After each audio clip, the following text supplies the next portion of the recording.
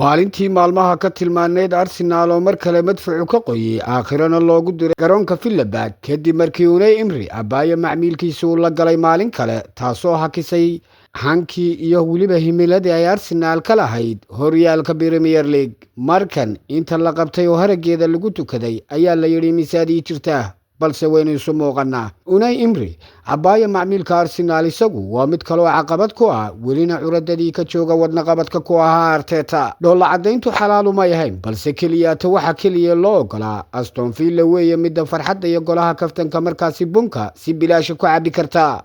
markaad Arsenal tahay kaliya weyn madfaca aad u hubisa in remote ku shaqaynayo aanay meesha biyo ka dhaweyn sidoo kalena kabriidku uu yahay mid cabaysan balse inta hadii laga waayo Arsenal ku tashan. tiijarkan food dheeraha bilaa tabaabushe ayaa aakhira u diraya markanna waxa lagaga tallaabsaday 90gii markay kor dhaaftay. maalin la yidhi dhiga dhibcaha saddexdaba laga tirsaday Villa caqabad ku noqotay. Aston Villa ayaa gaadhay guulaad u qiimo badan kadib markii ay 2-1 uga adkaadeen Arsenal kulanka wareega 15aad ee Premier League. ciyaar ka dhacday garoonka Villa oo kamid ah caqabadaha kooxda Arsenal ay ka leedahay carrada London. Arsenal ayaa wali hoggaanka haysa kadib markii ay dhibcahooda gaarsiiyeen 33 dhibcood halka Aston Villa ay kor u dhaafeen 3 dhibcood taasoo ku dul si kumeel gaara u ridaysa kaalinta labaad. Aston Villa ayaa hoggaanka qabatay daqiiqadii 36aad kadib markii kubad laga soo dhex qaaday dhinaca bidix loo sii gudbiyay dhinaca midig oo xidiga Cash uu taagnaa. Cash money Cash goal waa jooga. Cash ayaa si degdeg kubadda ugu tuuray gudaha xerada ganaaxa isagoo dhex mariyay lugaha goolhaya Arsenal. albaabka ballaqan yaa furay faalameydadana waa ka dusinaqaan.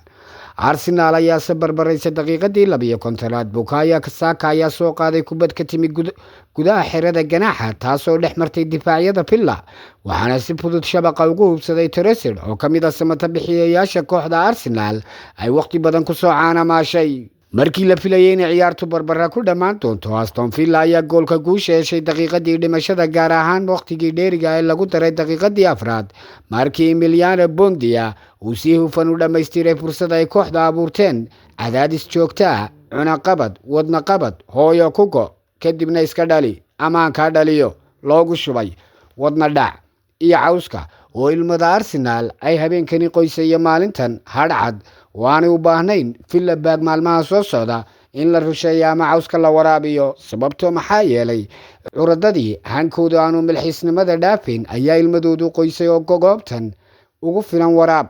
Arsenal ha ka filan inay waxanato ama si hankoodu u gaadho inay ilaa halka u dambaysa hanashadoodu ay joogto balse kaliya darajada milxiisnimada ayay ku istareexaan oo hankoodu yahay.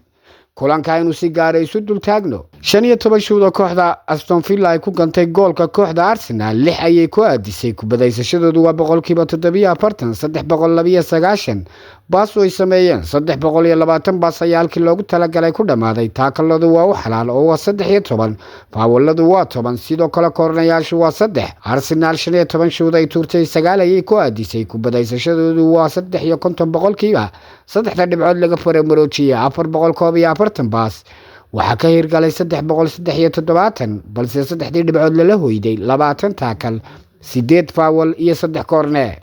xidigaha markaynu si gaar ah isu dul taagno Odegaard 80 taabasho 3 shoot 64 baas 2 taakal 1 dribbling iyo 3 loolana guuleystay garoonkana wada raad ka dhigay iyo Arlo wada xariiq balse direction of play-giisa kaba kaalayo natiijadii waa lala caraabay oo isaguna muu mahadin. sidoo kale Michael Merino 17 taabasho wax shuuda ma jiraan 11 baas 1 loolana guuleystay Upperwall oo lumiyay. sidoo kale direction of play-ga waa mid meelaha qaar mar la aragun ka noqonayay intii looga baahnaan aan ka samayn. sidoo kale Trossard 22 taabasho 10 baas 3 shoot 2 shot on target oo goolka ku diiradaysan 1 gool 40 minute oo kulanka dheelay.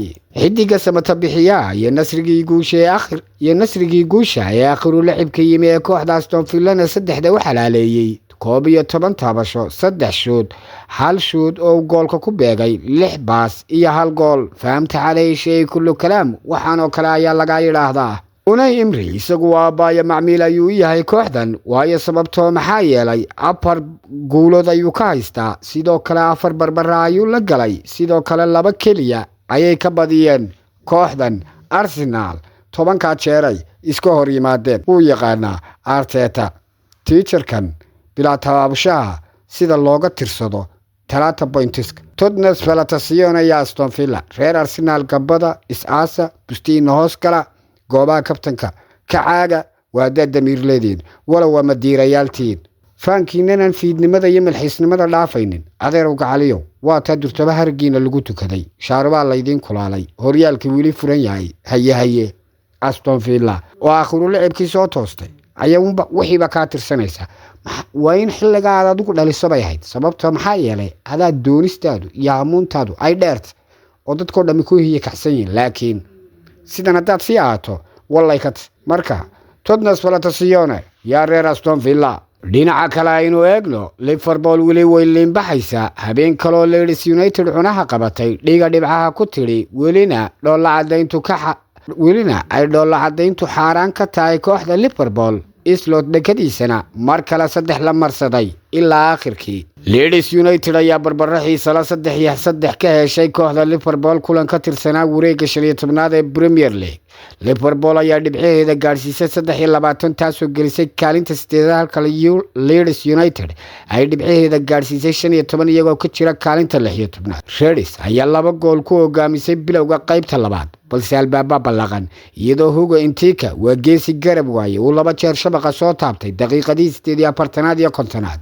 Leeds ayaa si lama filaan ugu soo laabatay ciyaarta iyagoo keenay 2 gool oo degdeg ah oo ay kala dhaliyeen xidiga Demone Calvert-Lewin oo loo haysto kaliya kooxaha waaweyn iyo Anthony Starch daqiiqadii 73aad iyo 75aad waa laga dhaliyo way baasteen waa laga soo qaado waa laga dhaliyay fahamta xalay shay kullu kalaam yaa wax goosan kara. Liverpool way limbaxaysaa beeri basatina way noqotay. Liverpool ayaa hoggaanka dib u qabatay daqiiqadii 8aad markii loo maleeyay inay markani maalin kale ay dhoolla cadayntu u soo noqotay caradii anfidiyeenamadii ku abtirsanayay ayaa loo maleynayay kadib markii Sobalasay Wasemble show kubad qurux badan ka dhaliyay baasu ka helay Gabrabacha si kastaba ha ahaatee wadna gooba wuxuu dhacay akhru lacibkii Leeds ayaa ku badbaaday gool daqiiqadii 96aad waqtigii dheeriga lagu daray waa daqiiqadii 6aad xidiga Owen Tanaka kaasoo natiijada ka dhigay 3-3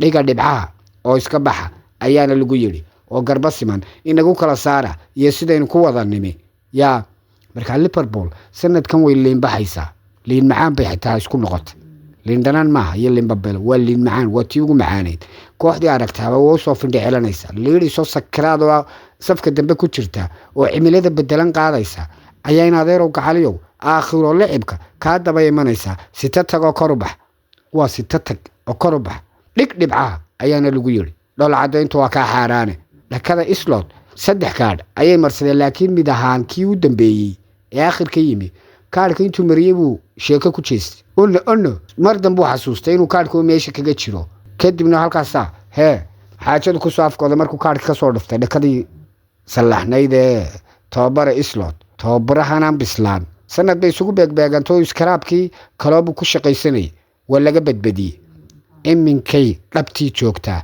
oo geesiga la garan kara yaa marka waxa la reer Liverpool alla yaa raxmaya raaximiin aan waxba garan may wad liinbaxaysaan maalintu waliba qoorweyntu umay wanaagsaneen Chelsea waa la hakiyay oo Vitality Stadium ayaa dhibicay kala soo hooyatay labada dhinac ayaa ciyaarta u muuqday kuwa isku dheelitiran iyadoo Chelsea ay isku dayday inay weerar cadaadis ay samayso daqiiqadii ugu dambeeyeen kastoo ay ku fashilmeen inay jabiyaan difaaca Bournemouth.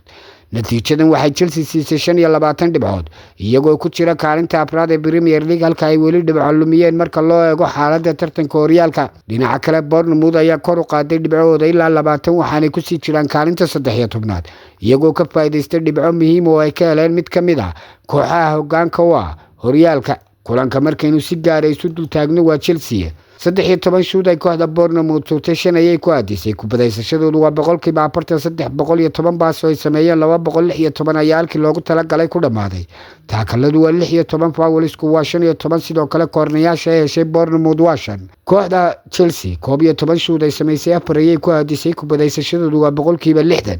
483 baas oo ay sameeyeen 389 ayaa halkii loogu talagalay ku dhamaaday 15 taakal 12 foul wax koorna ay kulanka helena haba yaraatee ma jirto oo jawaabiirtan maalintan jawaano ayaa loogu xidhay inaanay jilbahaba qaadin. xidiga Roberto Sanchez waa goolayaa Chelsea konton taabasho 38 baas heatmapka direction of play waa mid ku xeernaa 8 talaabo ee goolka ma fahanti marka Chelsea halkaas ka dareemaysa heatmapka goolhayo oo kaliya markaad qiyaasto. sidoo kale Enzo Fernandez wuu ciyaaray wax badan buu sameeyay direction of play high class buu ahaa 93 taabasho 2 shoot 8 baas hal taakal 5 loon lana guuleystay balse garbihii uu filayay kamuu helin kulanka. Chelsea maalintu sidaa ayay u ahayd. kooxda Man City iyaduna way durugtay oo maalinkan iyadu waxay ahayd midda kaliya ee istareexday waxaanay awood sheegatay kooxda Sunderland waxaanay dib u nooleysay rajada tartanka ee horyaalka. City ayaa hoggaanka u qabatay ciyaarta daqiiqadii 31aad markii Ruben Dias uu madax u dhaliyay kubaddu ka faa'iideystay kadib qalalaasyo fashilmay oo difaaca Sunderland ay galeen. daqiiqadii 35aad difaaca Cesc Garfadiola ayaa shabaqa gaadhay isagoo dhameystiray kubaddu xidiga Foden uu dhigay taasoo ciyaarta ka dhigtay 2-0. qaybta labaad Phil Foden ayaa isna gool helay daqiiqadii 66aad kadib markii uu ka helay caawinaad Sherki. Cityna waxay sii adkaysatay hoggaanka. dhibaato kale ayaase ku dhacday Sunderland markii ciyaaryahankooda Luke Onen lagu diray kaarka cas daqiiqadii 95aad waqtigii dheeriga ee lagu diray kadib qalad culus oo uu ka galay ciyaaryahanada City. guushan muhiimka waxay Man City u qaaday 31 dhibcood iyagoo galay kaalinta labaad oo ay 2 dhibcood oo kaliya ka hooseeyaan Arsenal oo guuldarro kala kulantay Aston Villa. Sunderland ayaa iyadu ku hadhay 23 dhibcood waxaanay ku jirtaa kaalinta 7aad. marka City tudnas Valataciano filosofkii bilaatinta ama strategickii bilaatinta waa maalin uu tashaday oo tabaabushaystay 3 pointiskina uu tirsaday si cad. kooxda Barcelona iyaduna waxay xasuuqday kooxda Betis iyadoo sii dheereysatay hoggaanka horyaalka La Liga. Real Betis ayaa si degdeg ah u qabatay hoggaanka ciyaarta iyadoo Anthony goolka koowaad dhaliyay daqiiqadii 6 laakiin Barcelona ayaa si dhaqso leh uga jawaabtay waxaana barbaro u keenay Torres kadib baas sax ah oo uu ka helay Conte. kaliya 2 daqiiqadood kadib Torres ayaa mar kale shabaqa soo taabto sheegay in meher ugu xidhay yahay daqiiqadii 13aad isagoo dhameystiray cross qurux badan oo soo dhigay xidiga Ronny Bardi. dagaalka weerar ee Barcelona ayaa sii xoogaystay waxaana xidiga Ronny Bardi uu isna dhaliyay goolka 3aad daqiiqadii 31aad ka hor inta uusan Ferran Torres dhameystirin hadrigu ka helay goolkiisii 3aad isagoo sidoo kale uu goolka afraad ee Barca kaasoo yimid daqiiqadii 4aad kadibna ciyaalka uu diray inay cagamaydhaan oo seexdaan. markii la isku soo laabtay qaybta labaad Yamal ayaa rikoodho u dhaliyay goolka 5aad ee Barcelona daqiiqadii 59aad taasoo ka dhigtay ciyaarta mid gebi ahaanba u xidhan Barca oo ay siday doonto uga amar ku taaglayso.